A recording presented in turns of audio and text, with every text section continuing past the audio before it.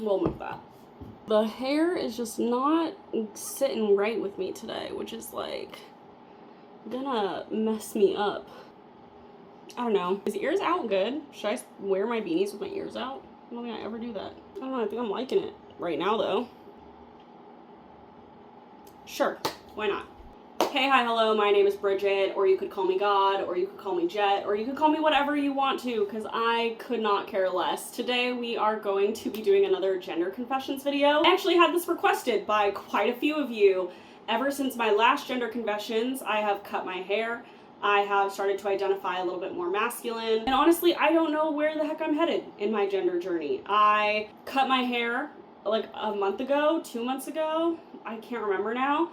I cut my hair at like the end of June, beginning of July, and now it's mid-August, so give or take a few weeks.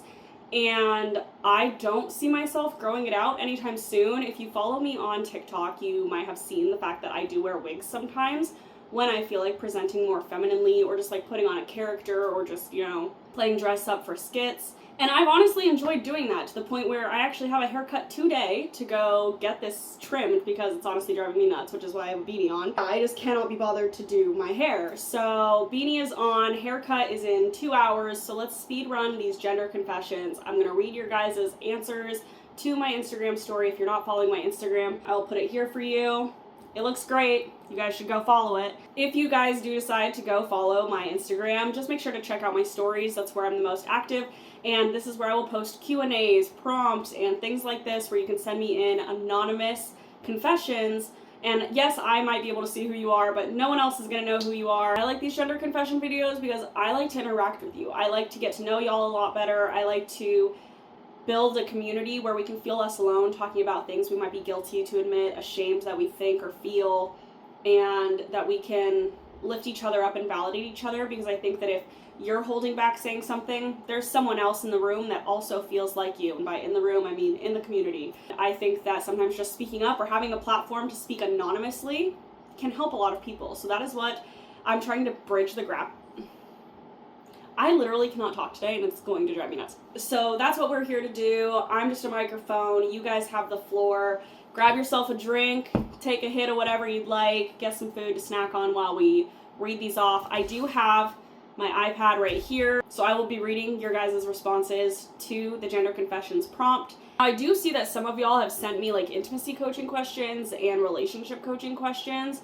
I won't be answering those in this video. I want this to stick particularly to just our identity crises, the gender confessions or just queer confessions, to provide a safe space just for that topic. But if y'all want me to do a video that is in relation to questions like what are some sexy names you can call non-binary people in bed, or things about how do I tell my partner that I'm feeling more like a parent in our relationship than a partner, questions like that, I would love to make a different video on that, because this isn't exactly a relationship question thing. I really do just want to focus on our queer identities. So without further ado, I'm going to read those questions. So if yours didn't get answered and it had to do something with relationships or intimacy, that is why. But if that's something that you want answered, please just leave a comment down below. I would love to make a whole video on that topic for y'all. Someone says, my ideal genital situation would be what Barbies look like. Smooth and nothing there. I absolutely love that. And honestly, what a vibe that would be for people to be like, oh, I don't even know what's in your pants. And you're like, yeah, nothing. Absolutely nothing, actually. That feeling of like, I wish I could just look like an alien, or I wish I could just look like a Barbie doll, or just like a non-gendered entity that didn't need all these extra organs to function. Do you know what I mean? Someone says, I came out about 4.5 years ago, and I've never felt more free, but I've also never felt more judged in my life. And I think that this is a huge thing for so many of us. You have to get really comfortable with the art of being disliked. You have to get comfortable being perceived in public all the time, especially if you are visibly queer, especially even further if you are a trans person of color and visibly queer. All of those things can just add on, almost like dogpile from the people that are going to judge you.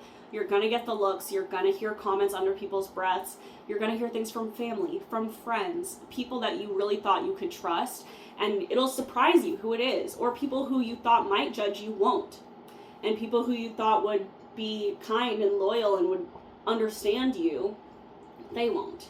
So it really is this like balancing act of really learning how to trust your own identity and trust yourself above all else, and know that the people that are meant for you are going to find you. I'm trans, FTM, so female to male. I hate that people only show me a bit of respect towards me when I dress mask. I honestly think that has so much to do with misogyny and the fact that femininity is frowned upon, even in men, especially in men. So if you are trans, FTM, or if you're just trans mask, and you are pass, dressing feminine is seen as a taboo, is seen as a no-no. Acting feminine, showing your emotions, all of that kind of stuff is frowned upon. That feeds into that male loneliness epidemic that they are literally doing to themselves because they cannot allow themselves 1 ounce of anything that is tied into femininity, whether that's emotions, that's style, it's just like how they self-express. And so if you adhere to the societal standard of what masculine is, you might get more respect from those kinds of people. But hopefully you're able to find queer spaces, either in real life or online, where you feel welcomed and confident to just act like yourself no matter how you dress or self-express that day. I cannot tell you guys how many people have given me the same exact response. I wish I could take these off, put them away, and then put them back on whenever I want to wear them, like a purse. There are probably 10 different people that I keep scrolling by trying to find another gender confession that all say the same thing. If these were just removable and you could put them on and off, I would feel so much better, right? Someone says, when I close my eyes, I see myself more mask light. So like tomboy, right? Is that what mask light is? You might have to confirm for me. But I can't find clothes that fit. And do you mean clothes that fit like your body, like size, or do you mean clothes that fit like the style you're seeing in your head? Because there's definitely 2 ways you can go about that. I think that when I'm dressing in masculine clothing, I always size up, and I mean like 1 to even 2 sizes way larger than what I would actually wear, because I like a certain physique and body type on men that I can only reach and recreate on my body if I'm wearing something large or extra large, even though in women's clothes I am a true medium. I fit medium in about almost any store I walk into.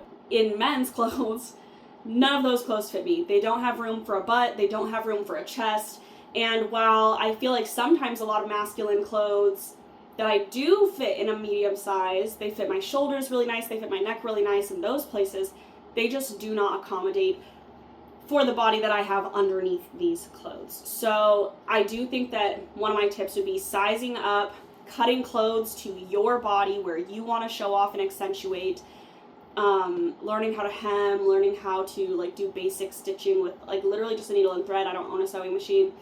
Those basic tools can help you make your clothes fit your body.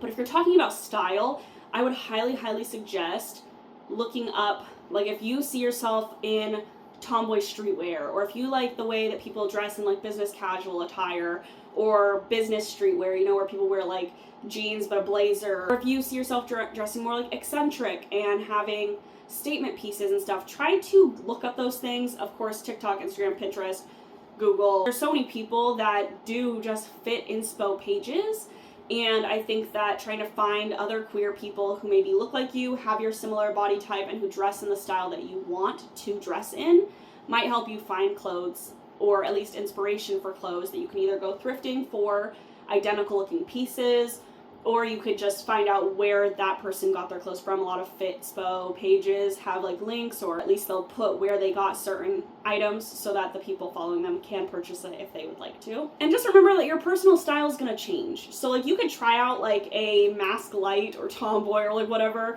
style that you want and realize you don't like it. I've done that so many times. I really love like the dark emo grungy look, especially like my wife does. But then when I wear those clothes, I feel like little tiny chihuahua trying to look like big dog kind of an outfit, if that makes sense.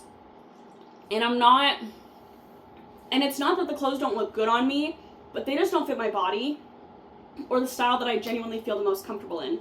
For me, I love streetwear. I love athletic wear or athleisure, and I think that it looks really good on me. I have a very athletic build, and that's just like all the way down. So I really do feel like me accepting the fact that I have an athletic build and that I like athleisure and that I don't have to fit a specific mask archetype or style that, even though I like and I'm attracted to that style on someone else, it doesn't mean that I have to adopt it myself. So you can try out different things, see something you like on someone else, put it on, and if it doesn't fit you or you don't feel comfortable wearing it, move on to the next style. You can recreate and mix and match and make things your own.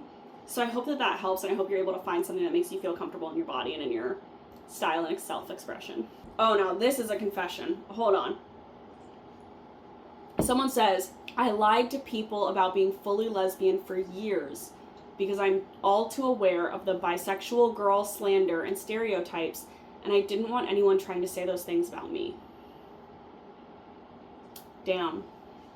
That one's tough. That one's tough, because coming from someone who really does believe honesty is the best policy, tough one for me, because I'm really not a huge fan of lying. Even at a fault, I will tell the truth, even if I was in the wrong. In this case specifically, if you had been with a woman and then fell in love with a man, that can perpetuate those stereotypes of, oh, you just haven't found the right man yet, or see, I changed this lesbian, which you were not, into being straight, which is what like people try to say, like, oh, you're not really lesbian, you're just going through a phase, or you're not really lesbian, you just haven't found the right man yet, kind of a thing. So I'm not a huge fan of that, but I also know on the flip side, okay, don't come for me, I do know that bisexuals deal with a lot of slander. I do know that, and 100% of it is based in misogyny. If a man is bisexual, he will get told, actually, you're not bisexual because you're attracted to men, so you must be gay. And women are told, oh, you can't be bisexual because you're attracted to men, so you must be straight. It's always about the men, and it's very male-centered. So I do know that a lot of people invalidate bisexuality, and I'm not trying to invalidate anyone's experience living that. However, I think that lying about being lesbian and being truly bisexual, and you could possibly end up with anyone of any gender later on. Like, I don't know how else to say that. Like, it will lead to harmful stereotypes and perpetuate harmful things for the lesbian community. That's a really fine line. That is a confession, for sure. The next one says, I'm a T-girl who passes, and I wish people didn't view me as a woman sometimes. I feel like I can understand what that means. I think that when passing is the goal, or when people think that you are 100% cis even though you are trans, it can lead to feeling maybe ostracized from your own community, because let's say you are trans and you want to go to like a queer event and people are identifying you as cis because you passed so well, and then they other you because they don't realize that you are also trans. I think that there is a community in looking trans, in being visibly queer, and once you pass in society, while is amazing and can help you with your dysphoria and can help you feel more comfortable in your body, it can lead to maybe feeling ostracized within your own queer community because people don't immediately recognize you as a trans person instead of just a woman. I feel like that is probably a relatable thing for people who do pass. The next confession says, I sometimes think that being born a man would be better even though I'm non-binary. I wonder why that is. I feel personally like I know if I were born a man, I would still be trans.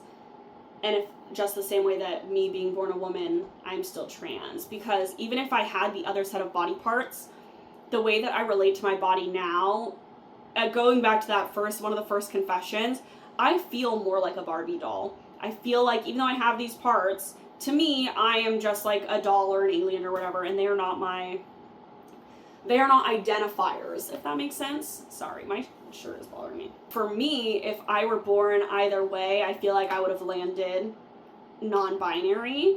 I think it's interesting, though, that sometimes if you think like, oh, being a man, I would have felt more comfortable in my body.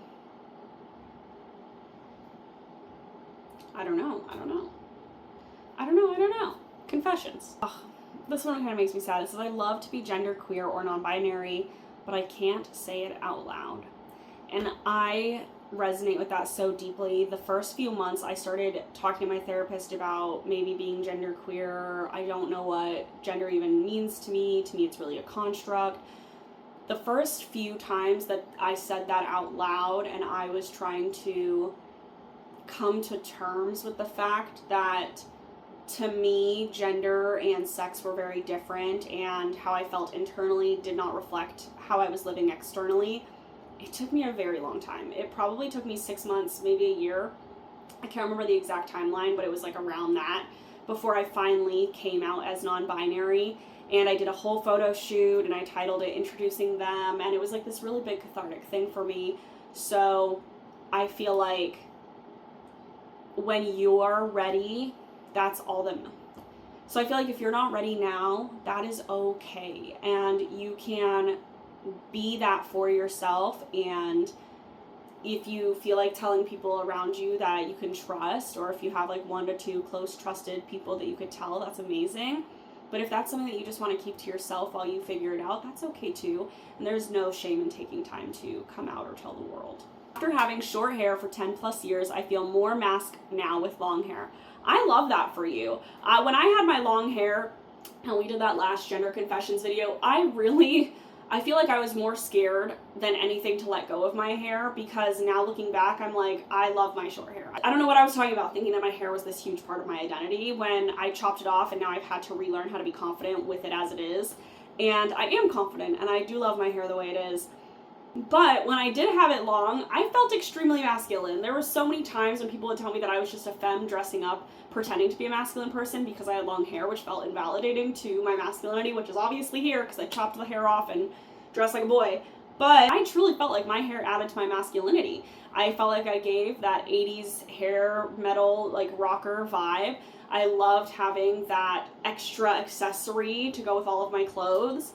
And it did help me feel more masculine. And it really just goes to show how different people can relate to different traits or features or ways of self-expression in completely different ways. Because you can have short hair and feel extremely feminine or masculine, and you can have long hair and feel extremely feminine or masculine. So it really is a very personal journey, and that's why I'm all for people just expressing however they want. The next confession says, I feel guilty for not being androgynous enough as a non-binary person. That one hits me so much too. For the longest time when I came out as non-binary, I was extremely feminine.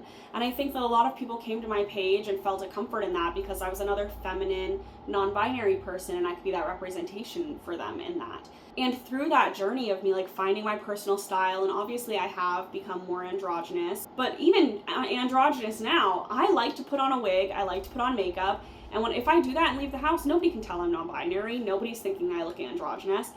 But I'm self-expressing the way that feels most comfortable to me that day. And there is nothing wrong with that, and you do not need to feel guilty. And I'm not trying to invalidate you. If that's how you feel, that's how you feel. But I'm just trying to say, like, you do not have to feel guilty, and you do not owe anyone androgyny. Let me say it again. Non-binary people do not owe the world androgyny. You can look however you want to look. You can express however you want to express. You can be androgynous and wear dresses and makeup and dress however you want to. It is not about anybody else. It is about your relationship with yourself, and that is all that matters. This next one says, I wish people wouldn't tell me that I'm obviously femme just because I have a pretty face and long hair. It creates gender dysphoria. And I 100% relate to that. When I first started dressing masculine, especially when my hair was long, I got told so often that I was just a femme pretending to dress masculine for a day, or I was just a femme playing dress up.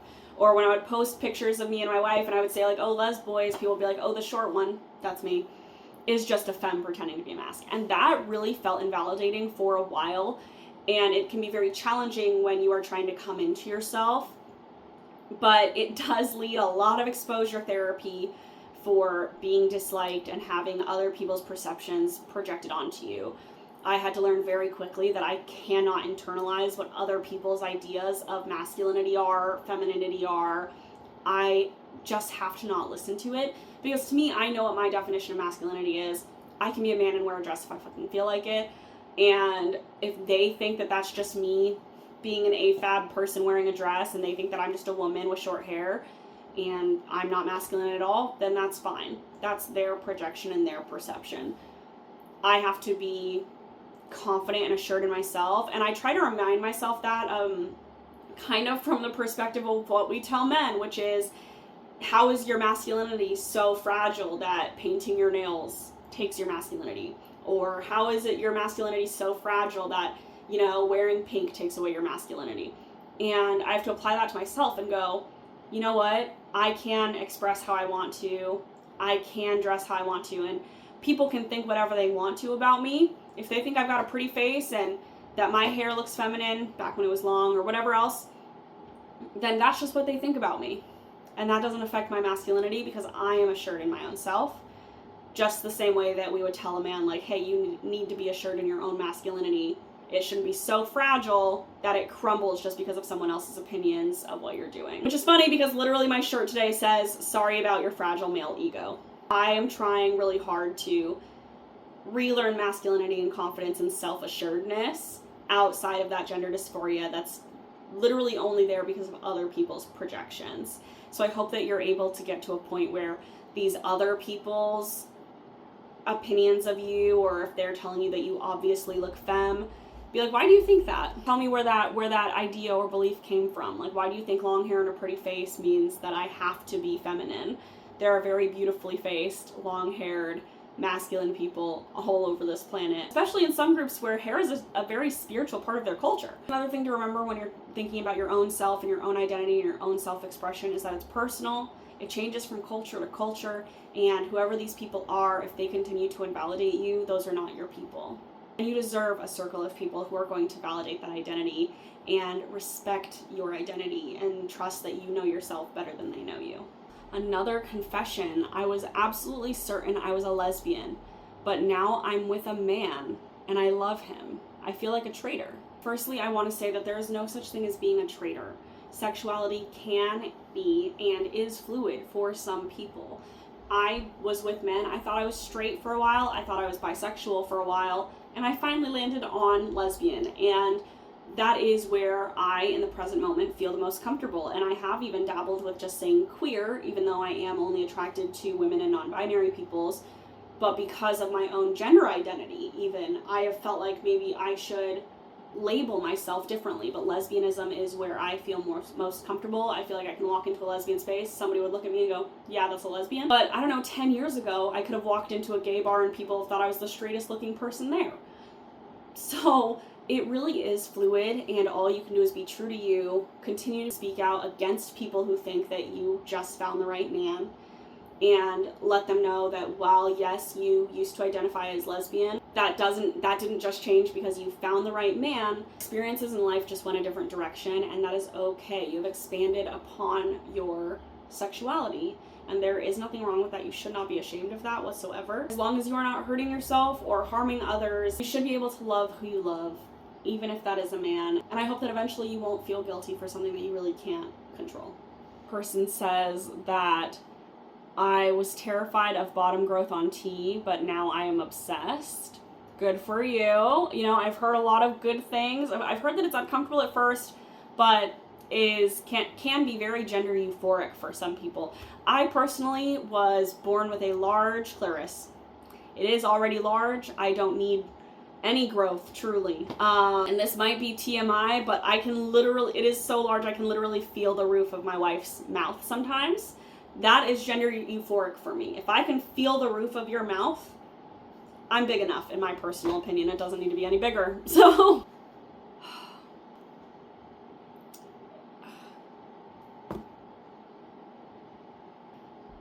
I'm gonna put a little trigger warning right here for mentions of, because this confession I feel like is important to talk about, but if this is a touchy subject for you having to do with self, please just skip the next couple of minutes.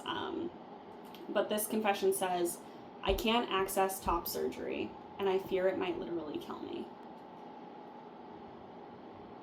Oh my god, like that one makes me want to tear up. Hold on, give me a second. Oh man, okay. This is why talking about gender, and this is like, we can get silly goofy and like talk about body parts, and we can talk about confessions that are more taboo, but stuff like this is so real. This is why gender affirming care is so important, because it literally saves lives. Like, I don't know how else to say that. There are people who are going to lose their lives, and I really hope that you are not one of them if you are watching this. I hope that someday you are able to find a way to feel comfortable in your body, and that you live long enough to do so. Like, I really, truly, my wish for you is that you live long enough to find that care for yourself, and that you live long enough to find ways to feel comfortable in your body, because that matters, and you being here matters.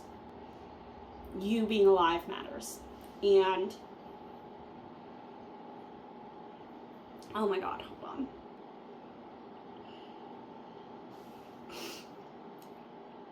Okay. To each and every one of you, not just this person,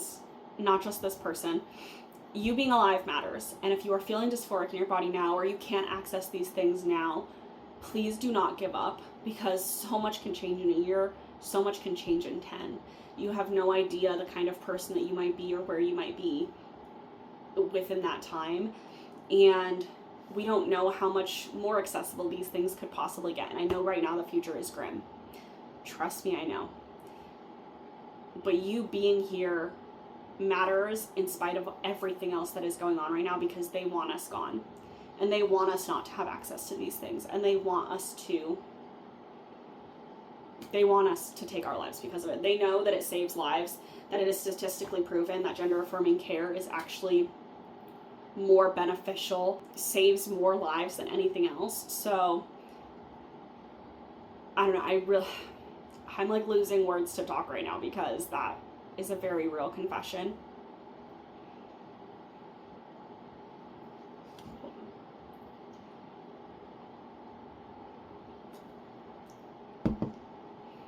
Okay.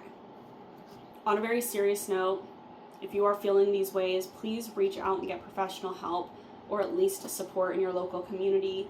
Please try to reach out to other queer individuals who might be experiencing the same things that you are. That's the best part about community. It's the best part about getting out of your house and into real spaces with other queer human beings, because there is someone else, I promise you, just like you, who is also looking for a friend, or is also looking for a support community, so that they can make it, and so that it doesn't literally kill them, because they actually have people to help them get from here to a year from now, to 5 to 10 years from now. Your existence right now is resistance. And I truly, truly, truly, truly hope that even if you can't access this right now, you are able to find a reason to stay. Moving on from the confessions prompt on my Instagram story, I also received a few DMs from y'all that were a little bit longer than just like the short little sentences that the Instagram story allows you to post. So I'm going to read off maybe 1 or 2 of those longer statements for you guys, so that I can answer some of your DMs that didn't make it into the stories prompt. This one says, "Hi, sorry if this is too long. I'm non-binary, trans masc, and I'm deeply convinced I would have transitioned too if I was AMAB. For me, it's not only about having the body you want to have or the gender you want to be perceived as. It's about reclaiming the choice back, about blurring the lines, about having things making sense to you more than to others or to society. Sometimes it's about burning society to the core just by entering a room smiling. I don't know if a lot of people feel like that at all, but that thought makes me somewhat happy to be here." So here you go. And then I said, "Wishing you a happy day, a happy week, a happy month, and a happy life." I wish that back to you as well. I think I mentioned this earlier in the video. I agree 100% with this. I think that if I was born a man or AMAB, I think that I genuinely would have still ended up non-binary, because I agree. I think the idea that gender is a construct isn't something that I believe just because I am non-binary. I believe that just to my core as who I am as a person. So it is not just in relation to my sexuality. It's not just in relation to how I present. My idea that this is a social construct forced upon us is something that is intrinsic to my personal beliefs about society. I think that if I were born AMAB, and I would still have come out as non-binary, because I wouldn't want to adhere to the rules that they place on you, no matter what gender you are. I truly do believe that no matter how I was born, I would have landed back on this, because it's just a philosophy of mine. It's intrinsic to my beliefs about society, and it does make me happy to show up breaking the boundaries that were set for me, and breaking the rules that were set for me from birth. I still would have wanted to show up non-binary and androgynous because I'm breaking those social norms. So I love the way that you said that. It's about burning society to the core just by entering a room smiling. I think that's absolutely amazing. And with that note, I think I'm going to go ahead and end the video here. I love reading y'all's confessions. I love getting to talk to you guys about all of this stuff because I think it, not only for y'all, but for me, it's really healing to read some of y'all's confessions, because even I can get stuck in my head that I'm the only person who feels this way and I'm alone in this, and it's just something that our human brains do. But it's nice to be able to see, like, okay, you also feel this way about your body. You also believe this about gender constructs. Like, even if you feel the completely different way of me, it helps me expand and broaden my horizons on what queer people feel in relationship to their own identities. And I think that that's a beautiful thing. It's a beautiful spectrum. And I'm happy to be on it with you guys. So thank you guys so much for watching. If you want to see more videos like this, please follow my Instagram. You guys can interact, answer these prompts, and we can have this conversation kind of back and forth. And you can also follow me on TikTok, where I post most of the time just for shiggles. And before I go, I just wanted to say that I do have an announcement. I have just finished writing a self-help guide called Embracing the Abyss, a guide to shadow work and transformative self-acceptance. It's a 38-page guide that has not only worksheets, but diagrams and questionnaires, stuff that you can really interact with, and it will be a PDF that is printable, so you can just buy it online, download the PDF literally right away, and you can print it off from wherever you are and fill it out on your own. Or it's also just a guide to help you with your own journal. So if you have your own journal that you already like to use, you can just answer the questions that way. For those of you who know, I've been an intimacy coach now for the past few years, and it has truly become a passion of mine, getting to help others accept themselves as they are. And I know not everyone can afford a session. I know not everyone has the time for a session. So if you are one of those people who wanted to work with me but for some reason couldn't, I really hope that this guide reaches you and that you are able to purchase it and start that shadow work on your own, within the comfort of your own house, without anybody else's eyes. And you can start to intentionally and truly build that relationship with yourself. So I will not babble anymore. Sorry, humble plug, self-promotion, all of that stuff. If you liked the video, please give it a like, comment, subscribe, do all the things I'm supposed to tell you to do. And I hope to see you guys in the next one. Bye.